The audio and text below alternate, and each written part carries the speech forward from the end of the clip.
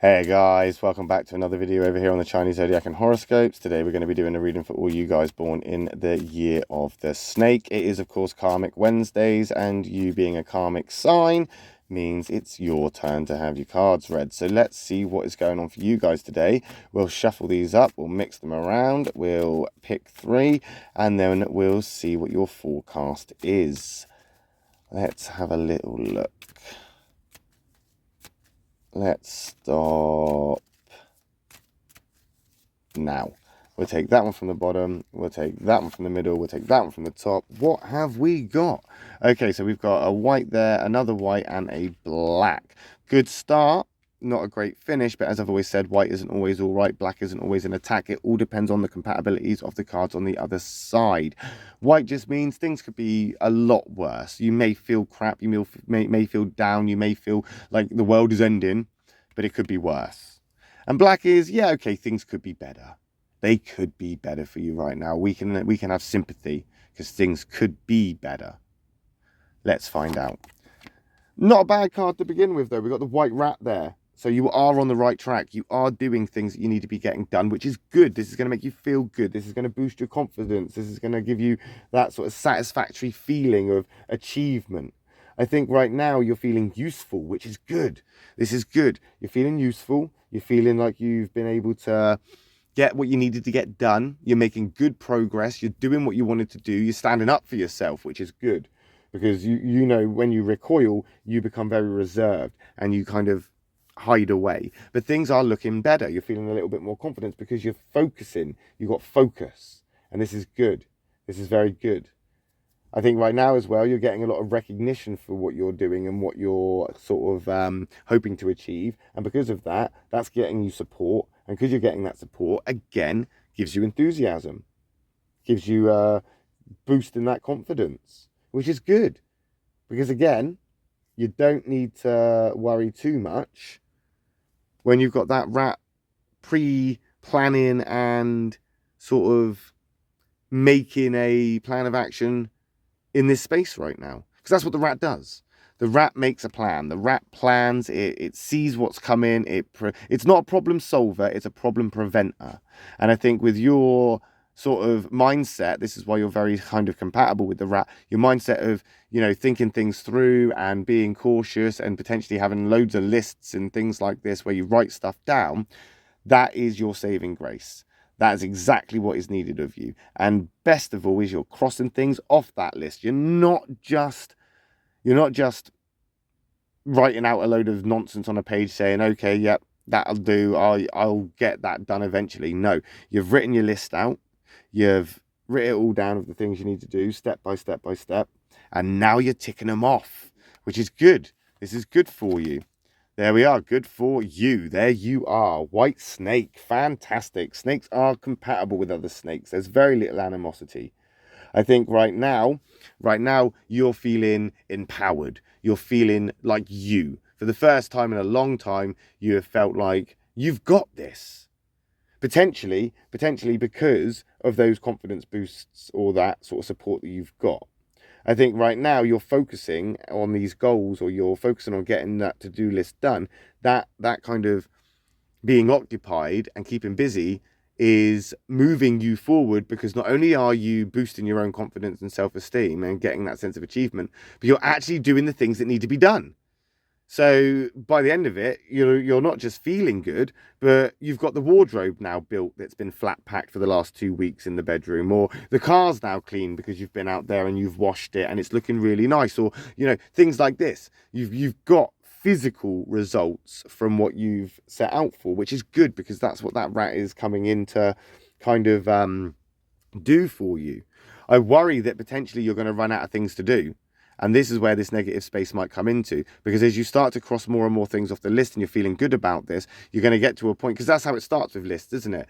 When you start crossing off the first three things, you're feeling a little bit like, okay, yeah, all right, I'm getting started. When you get near the middle of that list, it's kind of like, yeah, look at this. I'm nearly done. I'm plowing through this. This is fantastic. I'm feeling good about this. Look at this. I'm halfway through the list, and you feel good about it.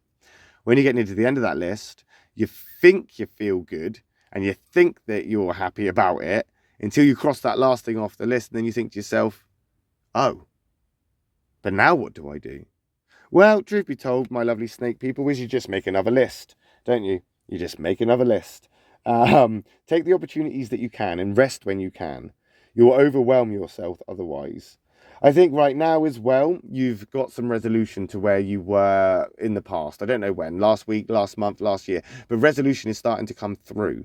So you've come to realise a few things, and you've kind of actually had a penny drop or a light bulb moment. And you've gone, actually, that's how this happened, or that's why that happened, or you've had the little moment of clarity. That could also be why you spiral or why you have a hiccup, because as you start to realize that something isn't coming back into your life, or you've let go of something that you didn't really want to but it was necessary, or there was a change or something happened, potentially you're dwelling on it, you're missing it, you're wanting it, and potentially that's not necessarily where you need to be focusing on. But by thinking about it, by bringing it into that reality, it will affect your emotions nonetheless. Of course, this could in itself be a catalyst card. Snakes are not very well known for liking change. They're not very well known for being happy with change. So if it is a catalytic card, a change or a shift, potentially that's what's going to upset the balance here that you've got, because you're happy in this place. And then, like I say, you could get to the bottom of the list, or there could be something on that list that you can't cross off, and that is going to be a hiccup or a hurdle in the road. And there we have it, that tiger card coming in. Unfortunately, the tiger is not a great card for a snake to get. The tiger and the snake do not get along very well, and it is a negative tiger, so it is in a negative space, or it's coming from that negative place.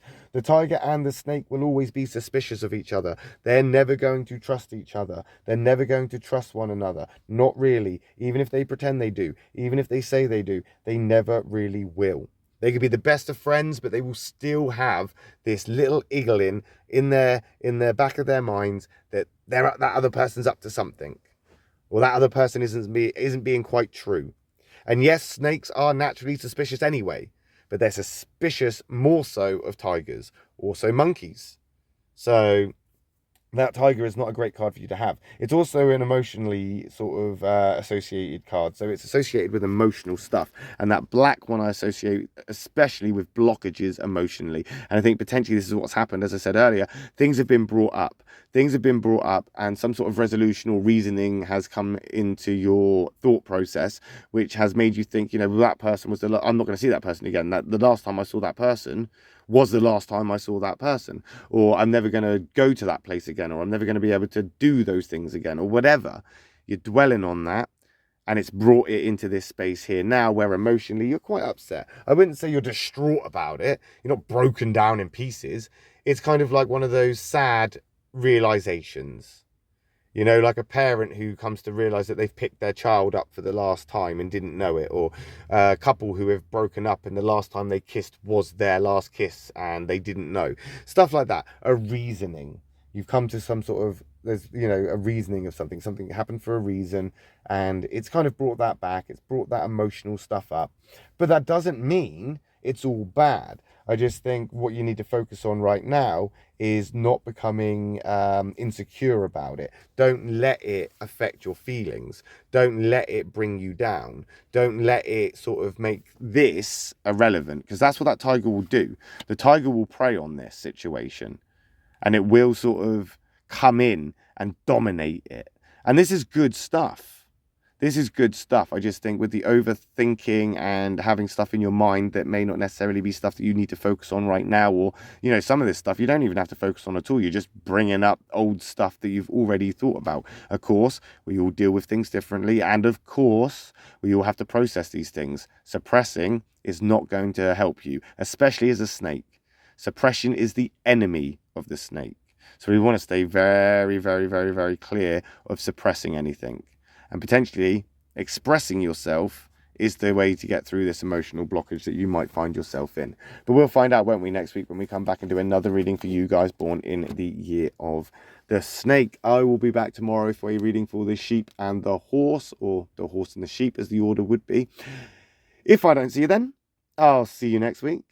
Thanks for watching, guys. Love and peace.